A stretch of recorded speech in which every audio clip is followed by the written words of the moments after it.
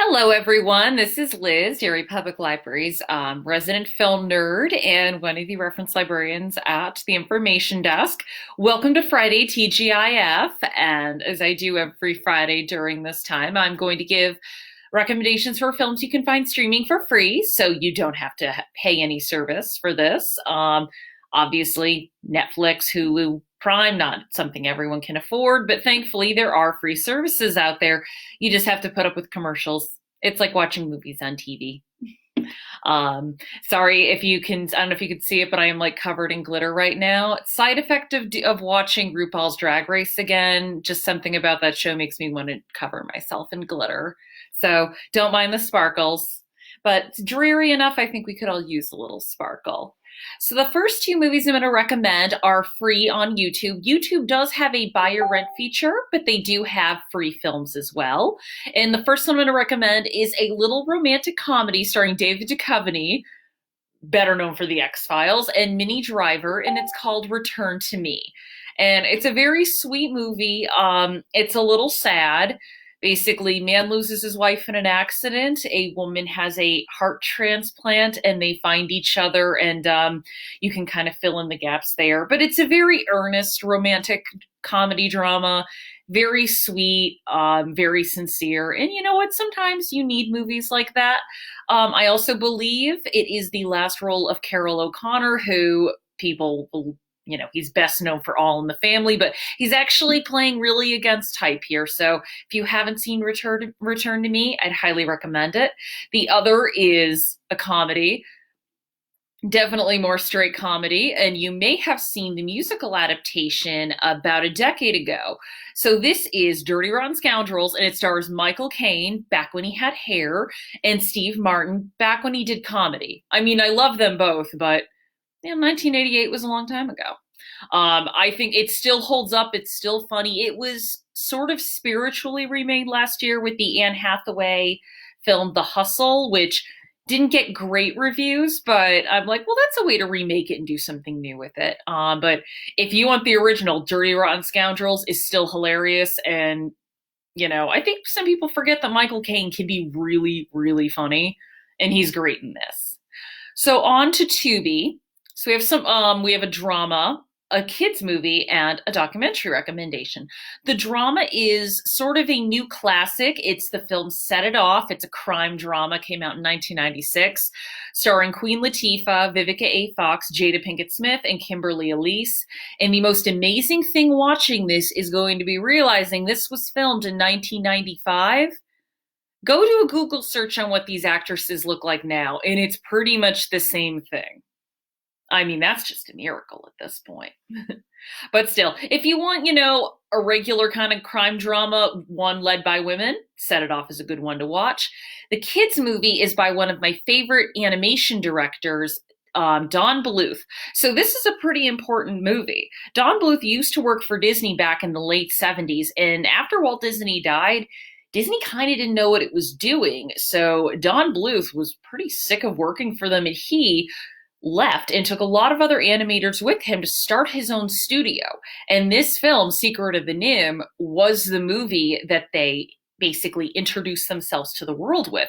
And he went on to make two other very well received animated films in the 80s, or three, actually. He did An American Tail, Land Before Time, and Tail End of the Decade, All Dogs Go to Heaven. But I think it's strange to think about that Disney is such a juggernaut now, but thinking about 1982, there were really no movies for kids, and Disney was barely producing animated movies. And there are some people, this podcast I used to listen to, 80s All Over, one of the hosts said that had this movie not come out, Disney may have just gone under, because they would have just been like, oh, there's no competition out there. The fact that they knew, oh, there's competition, it kind of lit a fire under their butts, and it helped Disney come back as well. Don Bluth, unfortunately, he is not as good of a businessman as he is an animator, and he has not made a lot of movies. I don't think he's made a film since 2000. But if you want to see a beautiful work of art and a great movie for kids, it's a little scary, but I wouldn't say inappropriate. I would say check out Secret of the Nim. The documentary I'm going to recommend it's short, it's under an hour, but it's a really interesting subject. So I know you all know about Hollywood.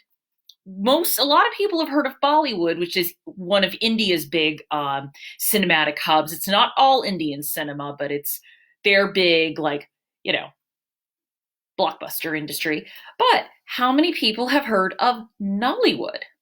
So Nollywood is the film industry of Nigeria, and they actually make a lot of movies every year. They're a very prolific industry, and they have a following not only in Nigeria but in other countries in Africa and around the world. The movies aren't very high budget, but they have a following, and it's interesting to see where cinema is popping up all over the world, in sort of the new places where cinema is starting to form. All right, on to what you can find on Crackle. The first I'll recommend is An Education. This is 2009. This is how we got introduced to the great actress Carey Mulligan. She's great in this. I don't think she's ever given a bad performance. The other one I'll recommend, a movie I absolutely love, and it has been adapted into a TV series here with Ellen Barkin, but I would say watch this movie. 2010's Animal Kingdom. So if you know the TV series, it's about a crime family. This one is an Australian crime family. I'm not sure if they've changed the locale. And Jackie Weaver, who you've probably seen her in other movies now, but she is a crime boss in this. She is both adorable and sweet and like chilling.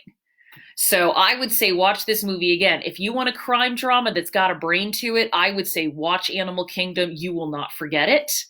If you want to laugh, you want something a little lighter, Clue is also on Crackle. I know it's streaming on Prime, but if you want to watch it for free, it's Clue. There's a reason it has a cult following. There's a reason there are people who can quote it word for word. It's one of the funniest movies ever made. What more can I say? It's got Madeline Kahn in it, and she's a treasure. Everyone in it's great. So the final film that I will recommend is one that sort of relates to a film that just came out on home video, and that is Greta Gerwig's Little Women. Full disclosure, I already have my copy. I absolutely loved Greta Gerwig's adaptation, but the other Little Women adaptation I absolutely love is Gillian Armstrong's 1994 version, starring Winona Ryder and Susan Sarandon and a young Kirsten Dunst.